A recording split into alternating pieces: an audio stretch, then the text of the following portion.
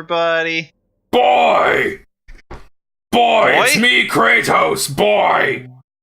You can't see me, but I'm doing the hand thing into Boy! Boy! So, Trey, did you play any new games this week? No, I haven't. I've been really boring this week. No, no, it's a joke. Of course, I played one game. I also played one game. I came back from being lost in the woods for... How long was I there? Literally lost in the woods, as it turns out. Yeah, kinda. I mean, I made my way back to civilization. Hmm. Yeah, but it's fun. I'm covered in... I think I have a poison sumac patch. I got a tan. I cut the shit out of my one arm, but it was really good. And you're shredded, right? Not really. Oh. But anyway, so let's get into things. Yeah. Trey, did you play the God of War? I did. I have been playing the God of War. I think I'm like 20-something hours into it now. Jesus. Yeah, no, it turns out it's a pretty good game. It's really good. It's funny because I don't remember having that much nostalgia for the original trilogy, but I played all of them. I've played all of them. I don't think I ever beat one. No, I did beat one. I didn't play 1 or 2 that much. I played them at a friend's house back in high school, but 3 I played a lot of, and I don't know, like, I feel like I didn't love the story in those games, but when I get to 4, I, like, turn it on, and I'm like, the first few scenes, and I'm like, there he is. That's my boy. It's him. It's him. He's grown. He's all grown up. Yeah. See, I don't know. I have such a weird experience with God of War, because the only God of War games I've played and beaten they're technically still canon. Mm-hmm. It's, the one on the PSP. Oh, you play, like, the mobile ones? No, well, I played the one that was on the PSP, and then I can't remember what it was called, but it was for the PS3. It was... Was it Ascension? Ascension, yeah. Okay, so you played the prequel plus, like, the spin-off. Kinda, I don't really know. Yeah. It's a lead into 3. I don't know what you would call the PSP one. I have played the PSP one. I have not played Ascension. Ascension was just so... I don't know. I feel like the God of War experience is so... Like, that style of game is very a product of the times. Yeah, you know what I mean? I would agree with that. I mean, that was back when, like, QuickTime events were, like, to be lauded. Like, everybody fucking loved when people threw in QuickTime events into every single game. I don't know if that's the right word, but, like, it's like, all these boss fights instead of, like, something like, Dark Souls, where you have, like, these mechanically... Like, you need to be on your shit boss fights. Yeah. The boss fights are like, oh, hey, hit the square button until thing makes dead. And they're like spectacles. Like, yeah. How bloodily can we eliminate this thing from Greek mythology? Yeah, but I've heard that the new one kind of doesn't do that as much. Maybe you can touch on it. It does. I don't think there's not nearly as many boss fights in the sense that you're thinking. At least as far as I've played. I mean, I'd say I'm probably around halfway through the game, I think. It's hard to tell, but if I had to take a guess, I'm about halfway through the game. The boss fights, there are some secret bosses. I won't spoil them, but there's some secret bosses, and they're the most fun I've had with the game because they are fucking hard. I mean, I'm playing the game on the second hardest difficulty, but and it's already kind of difficult, like, especially initially when you don't have any of your upgrades. Like, I died, I mean, I'm embarrassed to admit it, I must have died, like, 7 times in the first encounter. Because enemies can kill you in, like, 1 or 2 hits, like, and this is that's fairly consistent through the whole game. So if you when you don't have your tools of the trade per se, if you just walk it, like, when you start the encounter and you're talking your rough shit, and Kratos is swinging his axe around, you're like, oh, it's fine. And then the first encounter of the game is like 20 bad guys in a row. All of them can kill you in 1 or 2 hits, and I'm just like, wait a minute, have I made a mistake? Am I actually a puss? Do I need to, like, lower the difficulty? Did you? I didn't. I persevered. I think the game kind of gives you a rough impression in the start. I think I've heard other people talk about this too, because the game is a completely different beast once you have all your abilities. Like, you approach combat in a completely different way, and you have a ton of tools to deal with things. And, like, you have a ton of more combos and stuff to add to, like, your abilities and stuff. Like, so you don't just have your basic axe swings anymore. Now you can, like, twirl the axe around you, or like juggle people really well, or have like a super mega swing that like has a chance to insta kill people. Like it's like once you get to that point, and once Atreus gets like, Boy, once Boy gets like abilities, like the game completely changes. Yeah, I've watched some videos on it. I know Scott Falco really, really liked that. Yeah. And then I watched Yahtzee, Zero Punctuation. He really hated that for some reason. I guess because it's not... I got a quarter of the way through that video, and then he started spoiling things, so I had to stop watching. Okay. Yeah, he said that he doesn't care about the combat, because I guess he wanted, like, more traditional God of War of hit square until dead. I don't know. It's Yahtzee, so, Yeah, I mean, Yahtzee's very much... No shade on Yahtzee, but he is very traditionalist, I feel like, when it comes to games. Like, I feel like he still lives in, like, the early 2000s sometimes. When he no video game will ever be better than Half-Life 2. Yeah, that kind of mentality. Like, it's just like...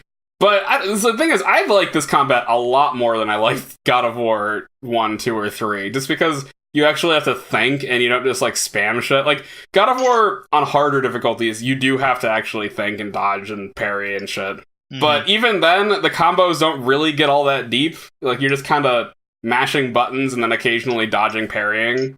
Like, as long as you're good at dodging or parrying, you can just, like, fly through encounters. Mm-hmm. Yeah, well, that's kind of how... I don't know. There was just, like, some parts of the old God of Wars I played. I remember on the PSP one, there was this elevator riding up, and you were attacked by, like, bird harpies or whatever. And yeah, I mean, that's a staple in all the God of War games. Every God of War game has an elevator. Even the new one has an elevator sequence. Mm-hmm. Well, all I remember about that one is just, like, the name of it wasn't, like, oh, try to survive. It was, how high of a combo can you rack up on these harpies? Yeah, and, like, it's kind of a fragment from, like... It's from like the Devil May Cry era kind of games, like, and don't get me wrong. I think God of War 1, 2, and 3 are fine games. I really enjoyed 3 especially. I thought it was a really fun game to play, even if they kind of turned Kratos into a bad guy.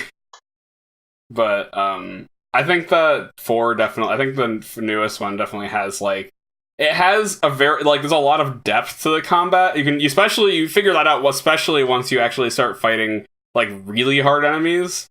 Like, you will die exceedingly quickly if you're not really quick to change things, like to really change and think up your strategy going in. Like, I know me and Austin, when we were playing, we'd actually have to like go into our inventory, look at our abilities, be like, okay, I need to change this one, upgrade this one, change my ability, like my gears, and like change my abilities and stuff, just to be able to beat this boss, because if not, it would just kill me and I wouldn't like make any progress. That sounds so not God of War. Yeah, it's very strategic. Like, it's just very much more a strategic endeavor. Like, you can't... and then, again, this is coming from someone who's playing on hard, not, like, not the hardest, but, like, the second hardest difficulty. Mm-hmm. So, like, it's... I don't know if it would be a different beast if you just played it on normal. I'd suggest playing it on hard and just, like, gritting your teeth and getting through the early game, just because, like, the early game is kind of rough if you're not if it's kind of rough. I think, at least it felt like to me. But like once you get to like the like I don't know, like the 20% mark, you're having a lot of fun, and like the game has enough challenge that you're not just like button mashing your way through enemies. Yeah. So overall, I mean, it sounds like you're in the camp that this is a really good game. Oh yeah, for sure. And I mean, I care about the story a lot more too. These father-son, father-daughter stories, like Last of Us and stuff, those ones really get to me. I don't know why. Like, I don't know why. I get really invested in those kinds of stories. Yeah, I mean, I don't know. I haven't played too many of them. Also, because I didn't own a PlayStation growing up. Mm-hmm. Yeah, I mean, Last of Us I played last year, and I really, really enjoyed it, even if I didn't love the ending.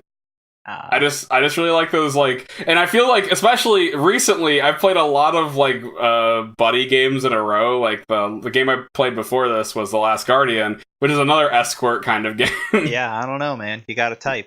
I guess so. I guess that's my game type now. Yeah, I did, speaking of God of War, quick knockoff. Do you remember a game called Dante's Inferno? I do. I've never played it. I played it. I was gonna say great. It wasn't. It was very much just wearing God of War skin. You know what I mean? Yeah. I don't know. That's also my experience with God of War. And when I say it's a product of time, is you had so many of those games. I feel like Dante's Inferno was the biggest one that was just like, hey, we're totally just doing God of War. Yep. But I know there's like probably there are. I think there are a bunch. I don't think that trend caught on as much as like say like the Dark Souls knockout. The Souls-like genre. That genre is in full effect. That genre, I don't know if it'll ever go away. Ugh. Yeah, I don't know if I'm a fan of that. I don't know if I like video games being hard just to be hard. Yeah, I don't think I've ever liked any. I don't think I've ever played a Souls-like game besides maybe Hollow Knight that I enjoyed. Well, you like Dark Souls, right? Oh yeah, I love Dark Souls, but I think people kind of miss the idea. Dark Souls is hard, but that's not the point. I think that's what a lot of people kind of mix it up as. Like, it's a difficult game to fit the narrative, but it's not a difficult game in the sense that it's just hard to be hard. Yeah. Like, it's not really trying to be a milestone, I guess is what I'm saying. Like, you're not trying to be like an achievement, be like, oh, I beat Dark Souls. I'm basically the greatest gamer who ever lived. Well, and I mean, that's what I know the meme was for a while there. But... yeah, like, and people like to lore over the fact that they can play Dark Souls, but I think you could play Dark Souls. I don't think Dark Souls is actually that hard, I'll be honest. If you say so, I'm bad at video games. Yeah, but I mean, and like, I think people kind of get that impression because, like, your first playthrough of the game, things will kind of catch you off guard and you die a lot. And I think that's where the hard meme comes from. But, like, once you know everything is, like, the game is not... it's challenging, sure, but it's not, like, hard. Like, there are games that are just hard. Especially all the Souls-like games, is why I hate them so much, is because they're just difficult to be difficult. Like you said, they're just really... they just want you to, like, beat your head against the wall trying to beat those games, and I don't think that's fun. Well, and I mean, I've played games, like, I played Rogue Legacy for a while. Yeah. And that was just, like, that game was hard. That game's hard as shit. Oh, yeah, for sure. But also, like, you know, there's not a lot of stakes in it. Yeah, and it's also a roguelike game, which I think is kind of the appeal of those kind of games. They're hard because you go through a bunch of different iterations, like, over and over again. Yeah. Oh, well. But anyway, so if you were done on one of our famous tangents, I have a game the floor. Series. Yeah, I have a game series that I've been replaying through as a little retrospective. I know it means a lot to both of us. So I think I mentioned it a couple of weeks ago. I was replaying Mass Effect 1, and I, as of like 15 minutes before this podcast, I'm about to fight the final boss of Mass Effect 2 again. Ooh. Yeah. And boy, I have some opinions on those games. Okay, no, hit me. So, Mass Effect 1, I think has not aged well in any sense of the word. I completely agree. I think that game might actually be the worst in the series, just in terms of gameplay. I'm also debating, because I bought a copy of 3, and I might kind of want to get Andromeda just to see what it was. But I have Andromeda if you just want to borrow it. Yeah, also, it's $15. Oh, is it? Okay, never mind. Andromeda is worth less. Yeah, Andromeda, the 2-year-old game, is worth less than Mass Effect 3. That is actually terror. Like, that's awful. Like if you buy Mass Effect 3 right now plus all the DLC, you're trucking like $45-$50. No. That was something I had to say. I'll touch on that later when I get to my gripes. But I don't know. Mass Effect 1, from replaying it, I like it. I think there is so much stuff they just tried to throw in that game. You know what I mean? I agree. Yeah, like the Mako can die in a fire. Yeah. And I'm glad it died. At the end of the game, I'm glad. When it exploded, I was happy. It was the true final boss of the game. Yeah. And then, like, the RPG elements, I think, were a little too... like, I like RPGs, but I think they were a little too excessive in that game. I think there's a lot of copy-paste items in that game. Like, they're just numerically stronger, so you have to equip them every time. Every 5 minutes, you have to open a goddamn menu to, like, equip the next ammo type you just got. Like, it's just it's ammo types, it's weapon mods, it's armor types, it's armor mods. Do you have Quarian armor? You better have Quarian armor. But I don't know. Also, I think so. This is something else I noticed from 1. I don't know. Overall, I guess if I had to rate 1, I think I like 1 a lot more now, as I almost think of it as like a prequel to 2. Like, I like to think 2 came out first, and then 1 they just were like, here's some stuff. Yeah, I like the story in 1. I thought the story. Absolutely. As a world building exercise, I thought 1 was excellent. I just think that the game is like I wish you could just play the game without any of the gameplay. Yeah, I wish I could. God, I hate to say it. I wish that like EA would have made a remastered version of 1 that was just kind of watered down some of the. Yeah, they just like made it with the two or 3 combat, and then just like made levels of all the planets. Yeah. But no, I'm beyond that though. So I don't know. I walked into Mass Effect 1. I was like, oh, this has got to be like one of the greatest games ever still. And, I think I just had some rose-colored glasses there. Mass Effect 2, though, I still think that's one of the greatest games ever made. I'm like halfway through 2. I beat 1 last year again, and I'm halfway through 2 right now, and it's so good. I don't like. Yeah.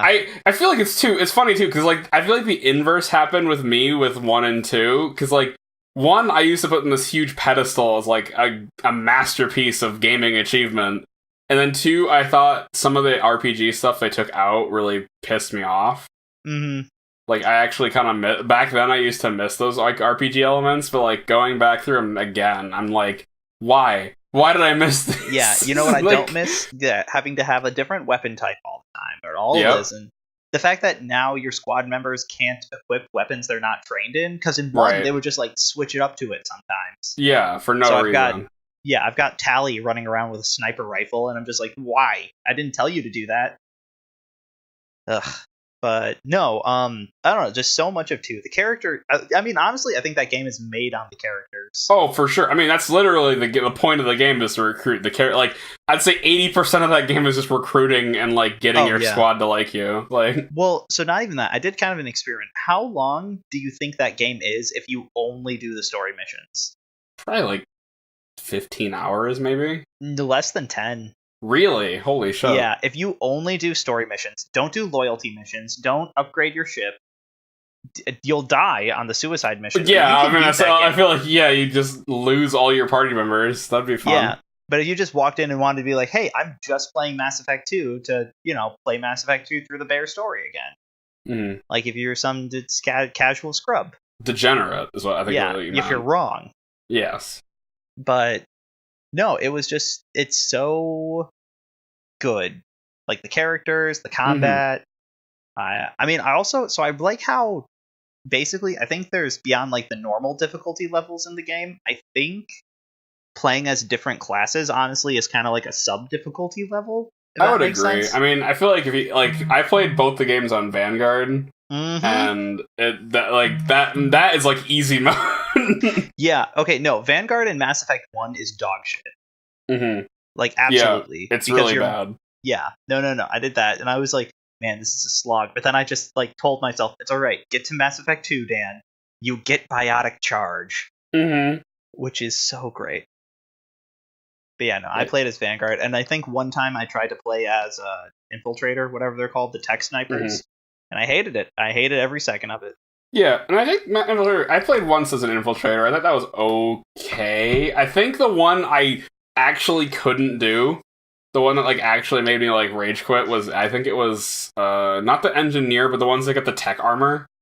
Oh, Sentinels that have tech and biotics? Yeah, those are they're so bad. Like if you just want to hate everything about your life, play that one. Play Sentinel. You're playing a support. You just sit there in cover, you buff your allies. It's and then you just like jump out with your armor, your paper mache armor that dies in 3 hits to everything, and you're just like, glad I picked this class. I am having fun. I think that's like what we were talking in when we talked about Dragon Age Origin a couple episodes ago. That's like playing a healer. Like choosing to play a healer. And then having the healer on your team, and then just buffing your dog or something. Yeah. Oh, God. That would be, like it's actually like I remember getting like maybe I think I got Tali, and then I was like, well, this is the worst. I can't even put her on my team because I'm a tech guy. Yeah. It just made me want to kill myself. It was so bad. Like, don't ever do that. Yeah. Because like you see the adepts over there making fucking black holes, and see like they get black holes. Vanguards get to charge around. Soldiers get to slow time and wield every weapon. And you're just like, I make armor. Yeah. Press button. Ooh. Look at me go! I half-ass everything I do. I can only use pistols. Hey, I think they can also use SMGs. Yeah, SMGs and pistols. I think that's all they can use. Yeah. But no, so I love that game so much. I have one thing that I have a major complaint about, though, and it's not even on the game. It's on EA at this point. Right. Because, nobody's shit on that company enough yet. Mm-hmm. And I told you this. So, EA, first of all, if you buy Mass Effect 2 on Origin still, they got the balls to charge $15 for that game. Right? Like, that fucking almost a decade-old game, like... Yep. And not only that, and I bought it on Steam a while ago for $4. Right. But because EA has got their titties in a twist, they hold all the DLC you still have to buy from them. Right. And just last year, with the release of Andromeda, they made it so you could actually buy it with cash and not having to buy, like, BioWare points. Mm-hmm. And even then, this is what made me so mad, because one of my favorite characters in Mass Effect 2 is Kasumi, the DLC thief. Mm-hmm. Yeah. But you can't just buy individual DLC packs. You can only buy the combo DLC pack, which is $25. Yeah, like, fucking, like, why am I paying almost a AAA priced game just to get this old ass game? I don't know. I agree with you. Yeah, and to get everything for it. And also, like, at bare minimum, I would be fine if there was, let me say, a $30 edition that was like, oh, hey, here's the game, here's our decade-old game, and here's all the DLC.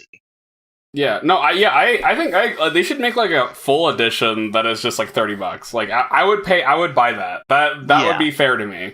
Like, honestly, I think $25 is probably more what they should be asking for it. But like, yeah, $30. But like I was saying before, it costs you like $60 to get all the DLC for free. It's ridiculous. And that's the shitty part, is when I can justify it a little more with buying DLC for Mass Effect 2, because when you buy DLC for Mass Effect 2, it carries over a lot of stuff into Mass Effect 3. Right. Also, BioWare, because they're cool and not EA, the DLC for Mass Effect 1 is free now. Yep. It's not good by any means. No, don't ever play it. It's terrible. But it's free. And I think, to give EA credit, I think the Mass Effect 2 DLC that gives you Zaid is free, but... Yeah, but that was free even back then. Yeah, it was a pre-order bonus back then. Mm-hmm. It was free. But Zaid also is... Yeah. He exists. His ability is useful. If you do his loyalty mission and you want to get his ability, that's pretty useful. Yeah, you get the grenade. Also, he's pretty good for combat stats if you play a Sentinel. Yep. Yeah, for sure. Yeah, if you hate yourself. But... No, and I think the bad thing is, so I bought the DLC pack for Mass Effect 2 because almost entirely I just wanted Kasumi, and you have to buy. I think like the fact that they do that, and then it's like, oh, but like look at this value. You're also getting these armor packs, and you're getting these alternate appearance packs for your squad. And it's totally worth it, right? Don't you want the Dragon Age Origins armor? Oh, you can't even get that anymore. Oh, fucking EA, Jesus Yeah, Christ. You can't get that, and you can't get the black hole gun. What? Yeah, you can't get the black hole gun anymore. Wow. Yeah, dicks. That's so bad. Why? I don't know, Trey. I don't know. But the shitty thing is... I'm gonna write an open letter to EA, and they'll never read it, but it'll make me feel better. Well, and the shitty thing is I know when I replay through Mass Effect 3, I'm probably gonna buy the DLC pack. Because I actually didn't play any of the DLC for Mass Effect 3, not even Javik, and I hear I'm actually missing out on a significant portion of that story. Javik is such a big part of that story. Yeah, no, that's probably, from what I've heard, people's biggest complaint with 3 isn't actually the ending, it's the fact that Javik is so important to that game, and they gate him behind DLC. Oh, yeah. I mean, and to be fair, you got him as a pre-release bonus. Yeah, but I didn't pre-order him, and I didn't like have the money back then to get any of the DLC. I barely had the money for 3. I get that. I thought I was content with 3, but like hearing what I missed, I'm like, wow, this actually would have completely changed a lot of what I thought about the Protheans. Yeah, well, and I mean with Mass Effect 2, the DLCs besides Kasumi, Leviathan, I think is in 2. Leviathan's a 3. No, okay, not Leviathan. It's Shadowbreaker, or is the lead into 3? Yeah, the lead into 3. That DLC. Yeah, I don't remember which is like, it's not Project Overlord because that's just another DLC that's in there and is kind of worthless. Yeah, I heard that one was fun, but not super important. It did some cool stuff. It's not important. I can't remember what it's called. Arrival. Yeah. Arrival literally is the lead into 3. Yeah, if you don't have... Fucking... I know we touched on this back when Tyler was on, but EA does this all the fucking time. They gate the endings of their games behind DLC, and nobody ever calls them on it, it feels like. Like, I don't understand this. Yeah. Like how they can keep getting away with that, and nobody seems to ever care. Like... Well, back then... Yeah. Oh, good. I was gonna say back then I heard what it was is they rushed Mass Effect 2 out the door. Right. So they wanted to include like Arrival and Lair of Shadow Broker, or they wanted to do them as free DLC, but then EA was just like, nope, not with our property, you're not. Right. So it's just so shitty. And I know I'm gonna probably do it for free. I'm gonna at least buy Javik. Yeah, I'm still boycotting EA. I'm not buying anything that they have until they change some of their practices around, which is too bad. There's some real shit I really want to buy from EA, but I don't think they deserve my money right now. Yeah, well, I know, but... Oh, I mean, do it if you really want to get through it. I wouldn't, like, begrudge you for doing it. It's a personal choice. Yeah. Well, and that's just like because I kind of want to see what the full 3 experience is. Yeah, I hear like once you do Leviathan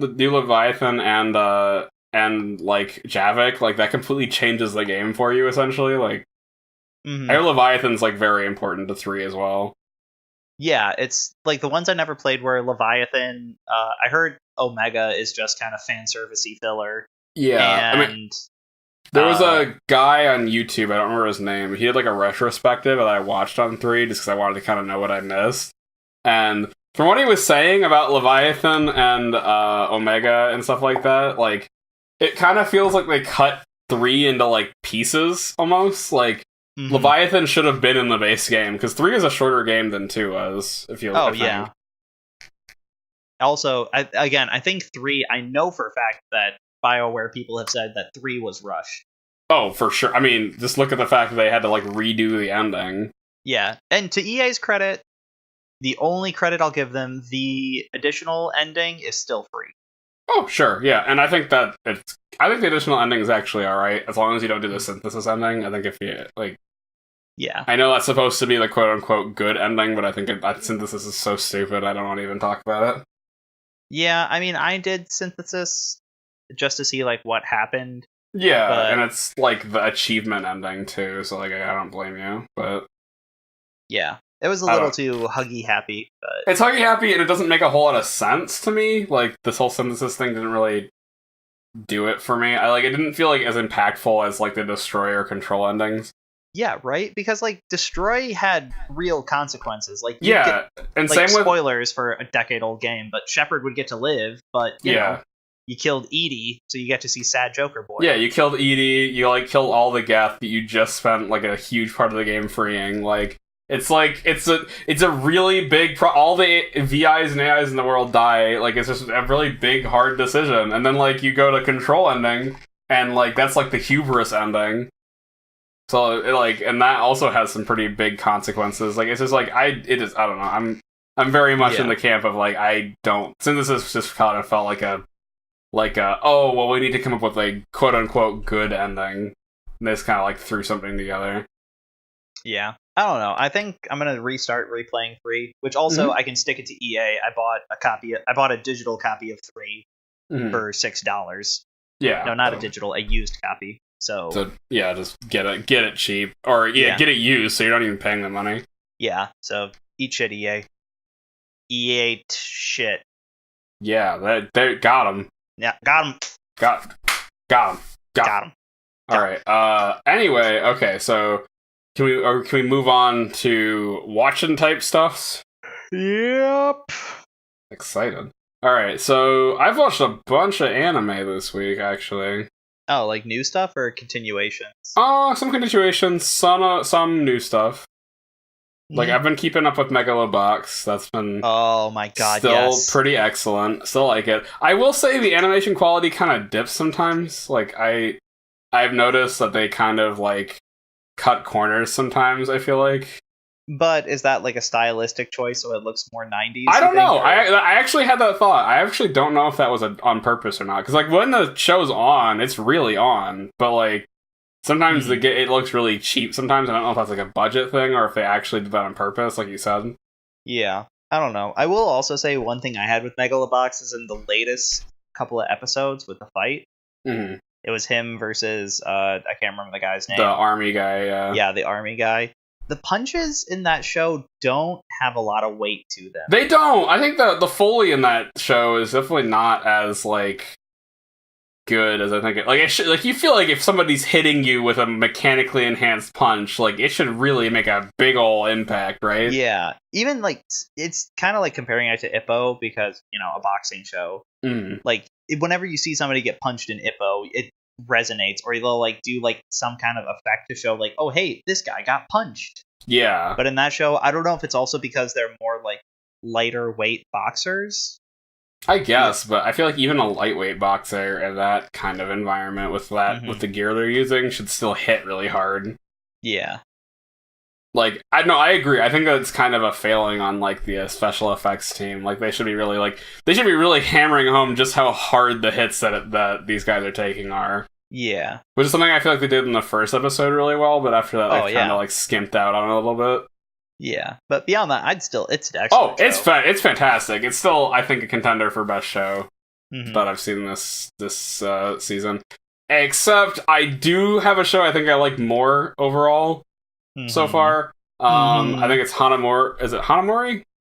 Hanamori. I've been wanting to watch it. The comedy. Oh, it's so good. Oh, I love it so much. It's very much my kind of show. I never knew I needed this show as badly as until I started watching it. I was like, where has this show been all my life?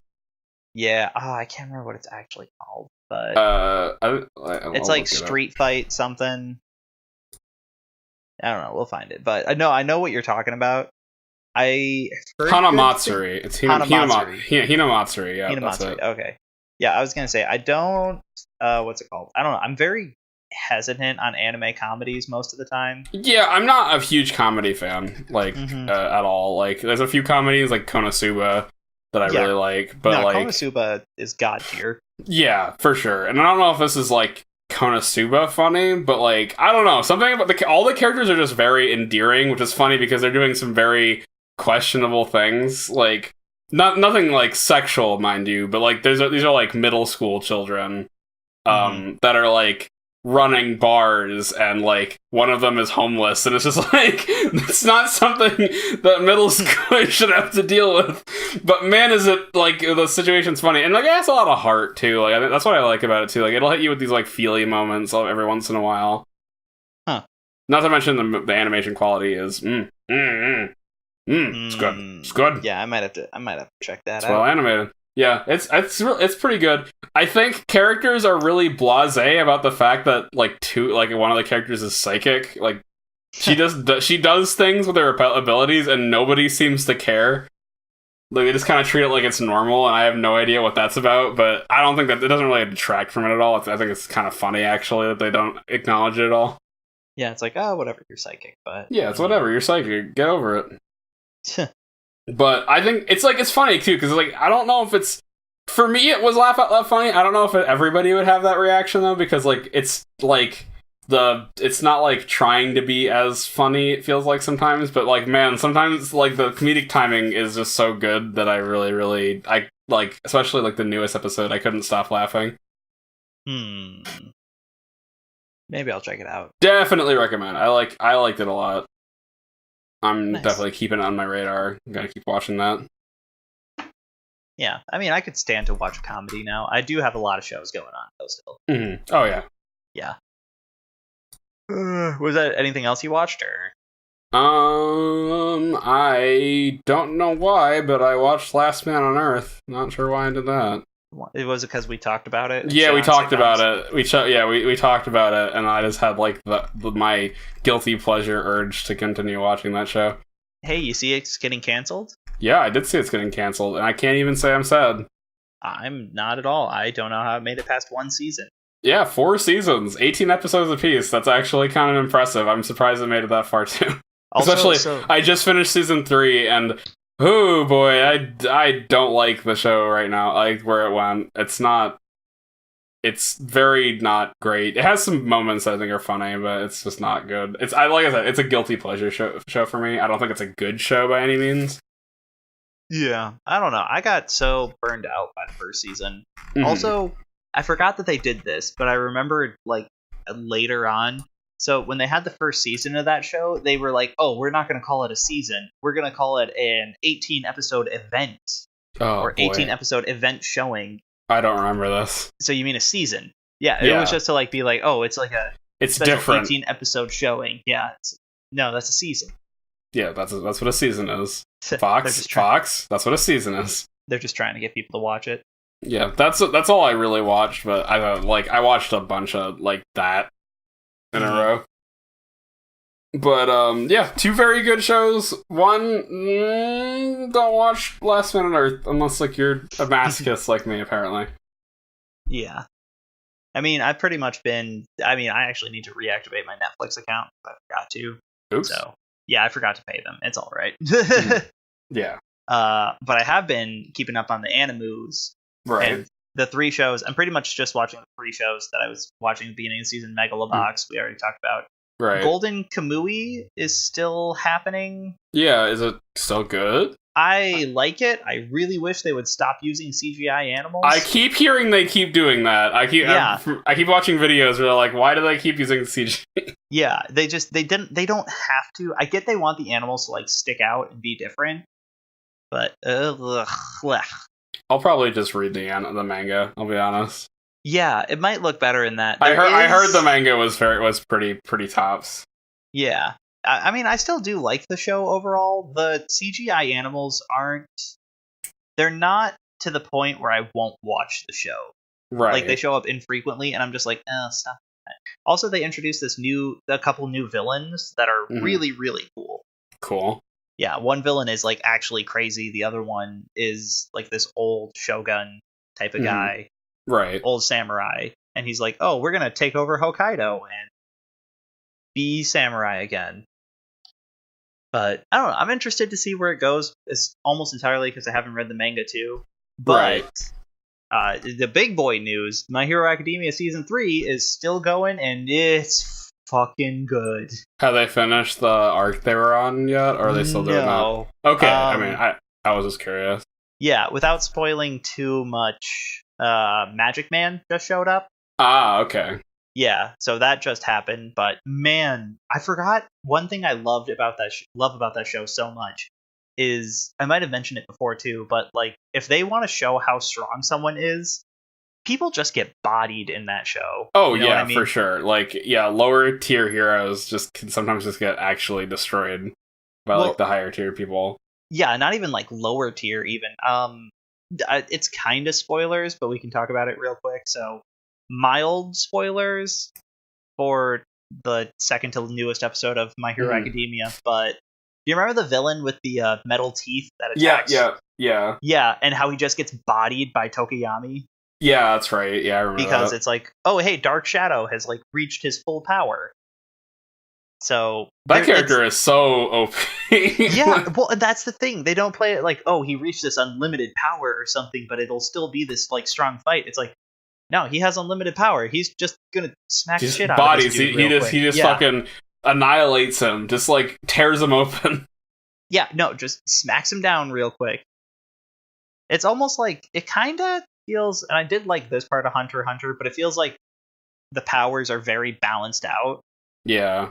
So even if Tokiyami had something OP like that, all they had to do was like walk up to him with some light. Yeah. I mean, that's like the good power systems all kind of have stuff like that.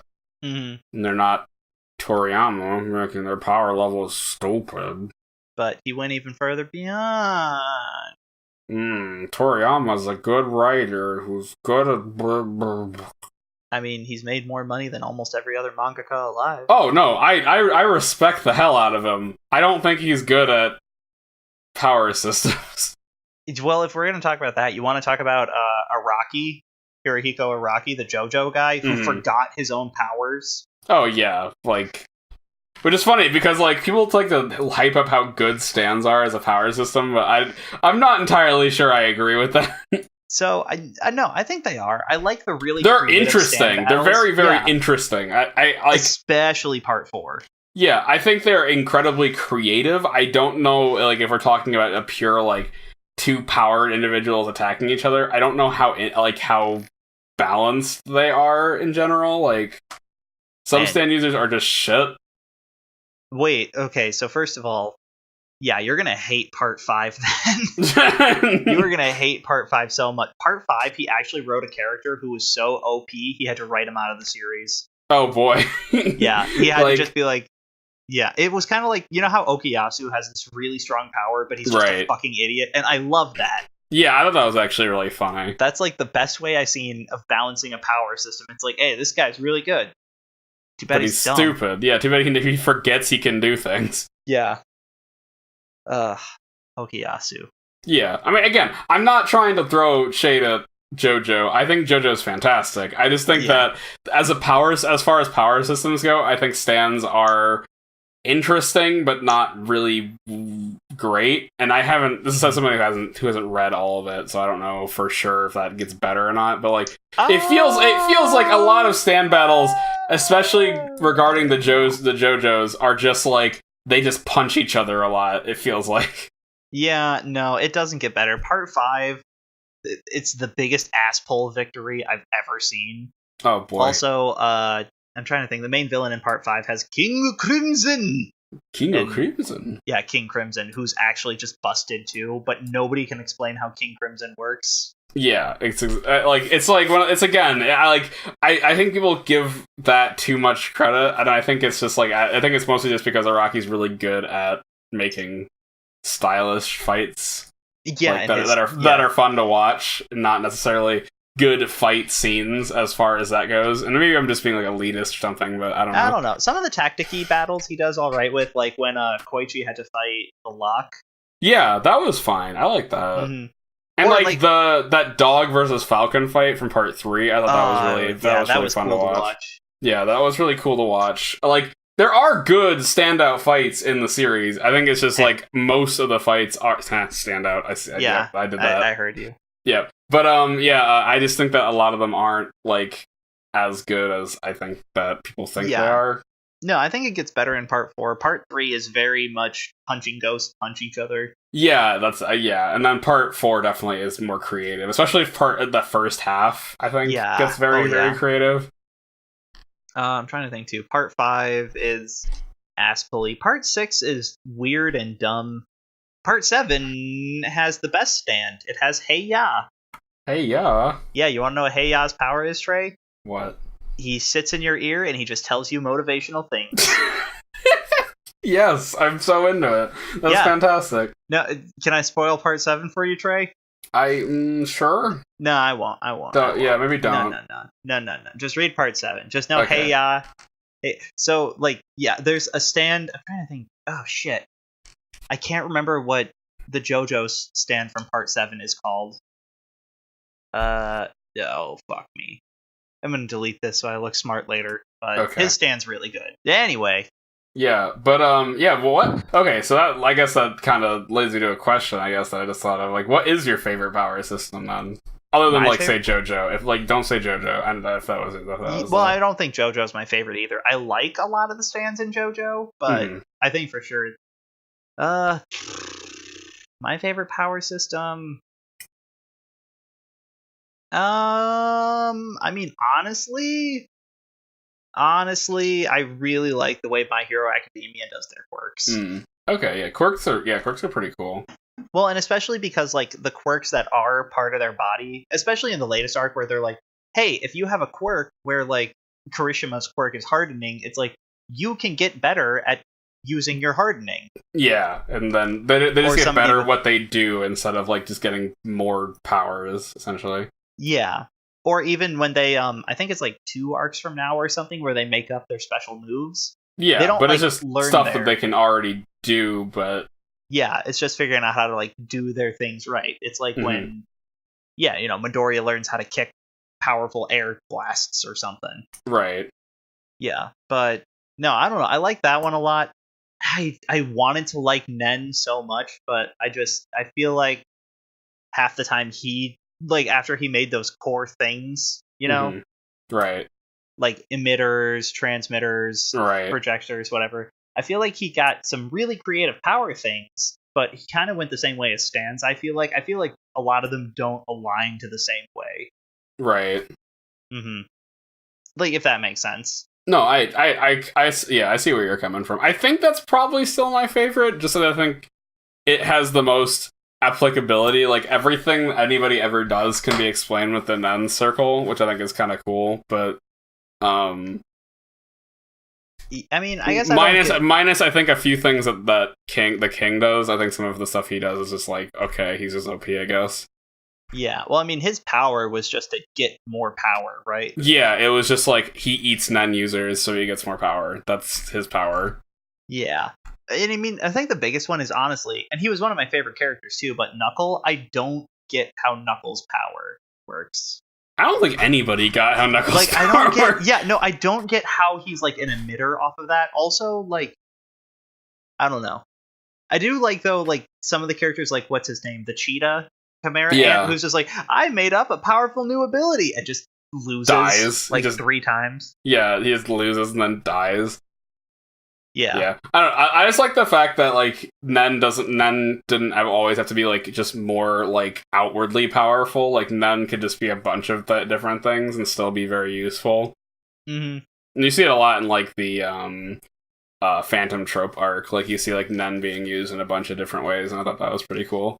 Yeah, well, and I guess that's my thing with it, is like, I don't, so like if somebody has a quirk, like for example, what their quirk is and they can change up some things about it. Yeah, it'd be like if Invisible Girl from My Hero Academia could suddenly like also phase through solid walls. Yeah, but but I think the thing about Nen is that if you want to do something like that, you have to add some sort of condition. There's always a drawback to adding things to your abilities.